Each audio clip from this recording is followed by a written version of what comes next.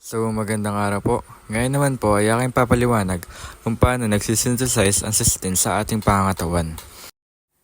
So ano nga po bang cysteine? Ang cysteine po ay isang non-essential amino acid kasi ang ating katawan ay kaya po itong gawin. Instead po nakuhanin po natin ito sa mga pagkain. Ang ating katawan po ay nagproduce po ng cysteine from another amino acid na tinatawag po nating methionine sa pamamagitan po ng proseso na tinatawag po nating transsulfuration pathway. So, paano nga po ba gumagana ang prosesong ito? Ang una po, ang methionine po ay kino-convert po into a substance na tinatawag po nating homocysteine. So, ang sunod naman po ay ang homocysteine na kino-combine naman po sa serine. At ang reaction po na to ay nakakatulong po sa enzyme cystathionine na rene-require po ng vitamin B6 as a coenzyme. At ang product po na to ay na-form po na tinatawag po nating cystathionine.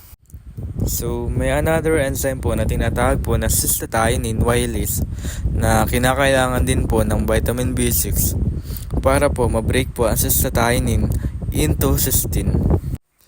So, kapag na-form na naman po yung cysteine, ang ating katawan naman po ay ginagamit po ito para po sa paggawa po ng protein. Tapos, kinakailangan din po ito para po makapag-produce ng glutathione. At ang pinaka-importante naman po sa ating pangangatawan ay ang antioxidants.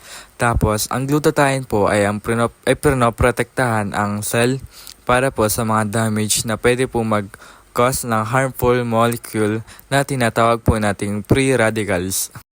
So, bakit nga po ba mahalaga ang cysteine? Ang cysteine po ay hine-help makapag-build ng protein, sinusuportahan ng healthy skin, hair, and nails dahil ito po ay part po ng keratin at pinaprotektahan din po nito ang cell by making glutathione. It also supports the immune system and tissue repair.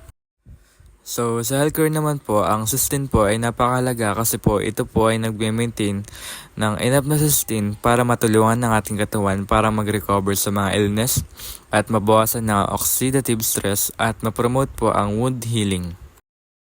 At ayun lamang po. Maraming salamat po.